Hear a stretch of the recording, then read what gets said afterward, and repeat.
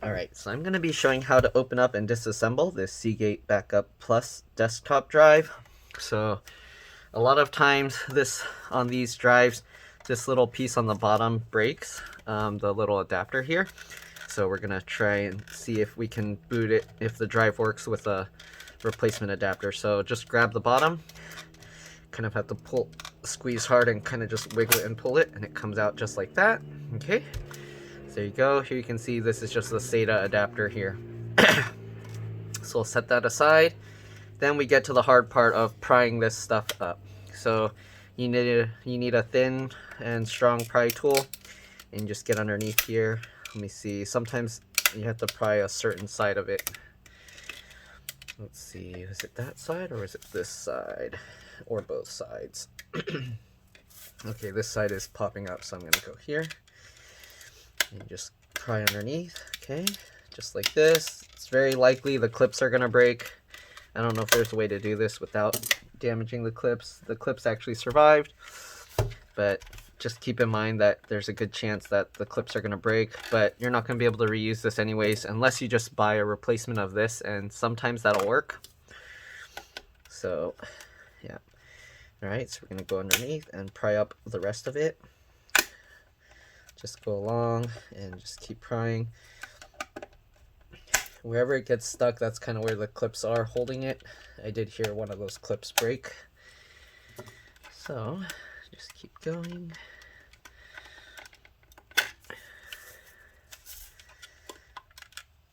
Okay, come on.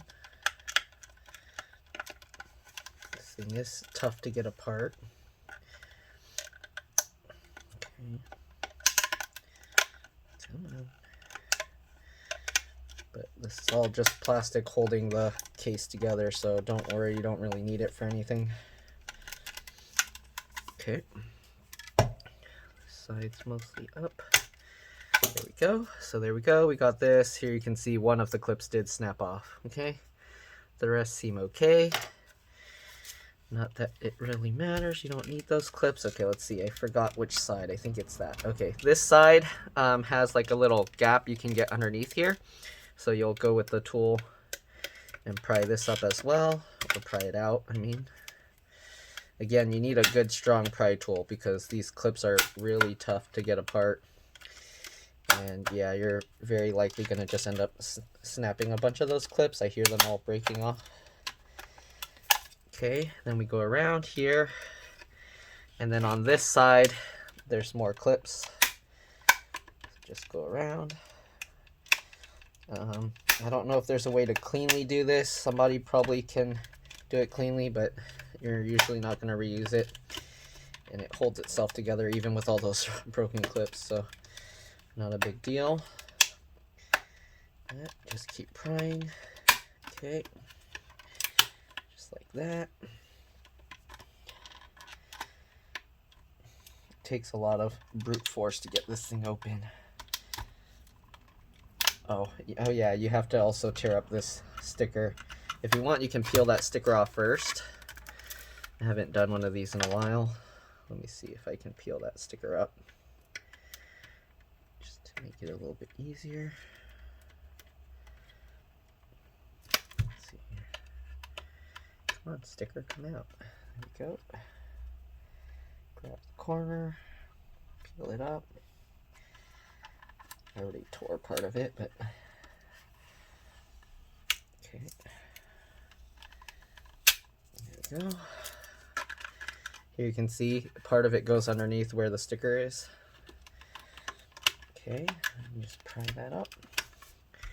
Continue to this side and continue going around.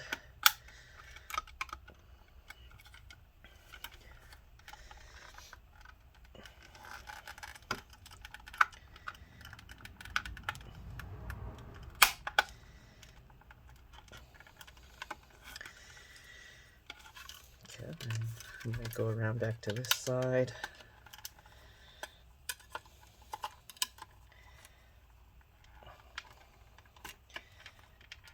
There we go.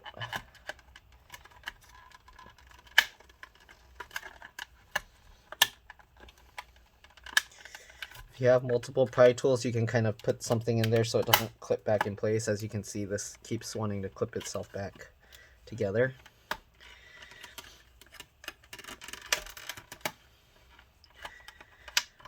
There we go. And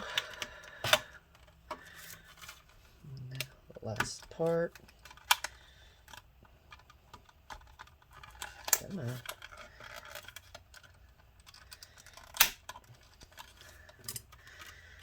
Oh, there we go. So I just lifted that off after we got all of the rest. There you go. And here's the hard drive. It's just like this. Tip it over. The bottom will come out first, like this. Okay. And then I don't think there were any screws here. Actually, the whole thing should come out at the same time. It helps to kind of like pull this out as you drop it. Come on. There we go. And there we go. We got the hard drive out. Here's all the broken clips. Okay. I'm just going to throw this stuff away. Okay. And then what you want, you need a adapter that uses external power. So I got this. If this metal piece is in the way, you might have to take that metal bracket off, but I think it'll work even if I leave that there. So now I got this, uses external power. Technically, you can also buy like a new enclosure box, but this I'm just testing it. If this works, then the customer can actually buy an enclosure box and then put the drive in there. All right, so I'm gonna power this up and connect it to my computer, but that's pretty much all there is to this. So hopefully this video helped you guys. If it did, like and subscribe, help others find my channel. Thank you for watching. I'm just gonna plug this in. If you do hear this thing start making clicking sounds or something and it doesn't start up, then you know that the hard drive, it has an internal failure, either the hard drive itself or the control board on the hard drive. If that happens, I don't know how to fix those, but there is a data recovery place that I recommend. They're called $300 Data Recovery. If you Google them, $300datarecovery.com, you'll find their thing. I don't really make anything from that, but I found that they're the best. Hopefully that's not going to cause like a flood of service to them, and then I'm not going to be able to get good turnaround times. But yeah, all right, so I'm going to plug this in and we'll see if anything happens. Okay, so right now I just see my C drive. I do see an E drive, but nothing is happening. So I think the hard drive is actually dead. I actually don't even, it's not even turning. So this hard drive is actually completely fried. It's actually, most likely it's the circuit board on it. So this kind of thing, they're gonna have to send for data recovery. But yeah, hopefully this video helped you guys. Again, like and subscribe, help others find my videos, and I'll see you in the next one. Bye.